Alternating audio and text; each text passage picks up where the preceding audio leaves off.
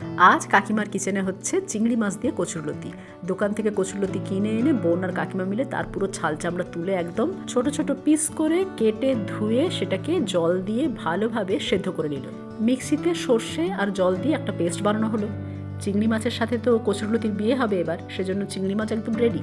কচুরলতিও দেখো অনেকটা সেদ্ধ হয়ে গেছে। তার মানে বিয়ের জন্য পাত্র পাত্রী দুজনেই যখন রেডি, তখন ওই কচুরলতিকে গরম জল থেকে ছেঁকে তুলে একটা পাত্রের মধ্যে রাখো, আর তাতে স্বাদ মতো নুন, পরিমাণ মতো লঙ্কা গুঁড়ো, হলুদ গুঁড়ো, আগে থেকে কেটে ধুয়ে রাখা ওই কাঁচা চিংড়ি মাছগুলো, আর তার সাথে সর্ষের ওই পেস্ট আর বেশ কিছুটা পরিমাণ সর্ষের তেল একসাথে ভালোভাবে মাখিয়ে ম্যারিনেট করতে 20 মিনিট রেখে দাও।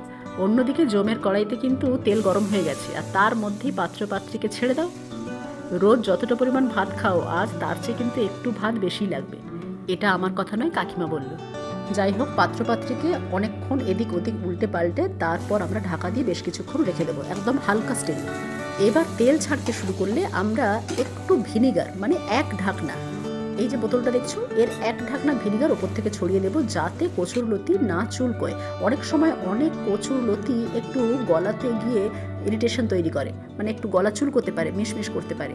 তো সেটার থেকে বাঁচার জন্য আমরা এটা করছি। এবার আর কিছুই নয়, ঢাকা দিয়ে মিনিট 5 এদিক ওদিক উল্টে পাল্টে যদি একটু হালকা স্টিমে রান্না করা যায়, আর একটু আন্দাজ করে যদি সমস্ত মশলা ঠিকঠাকভাবে ব্যবহার করতে পারো, তাহলে এই একটা পদ দিয়ে কিন্তু পুরো এক থালা ভাত খাওয়া হয়ে যাবে। সামনে পুজো আসছে, পুজোর সময় পারলে একবার ট্রাই করে দেখো। যদি ভালো লাগে কমেন্ট বক্সে একটা থ্যাংক ইউ লিখবে, আমাকে নয়, কাকিমাকে।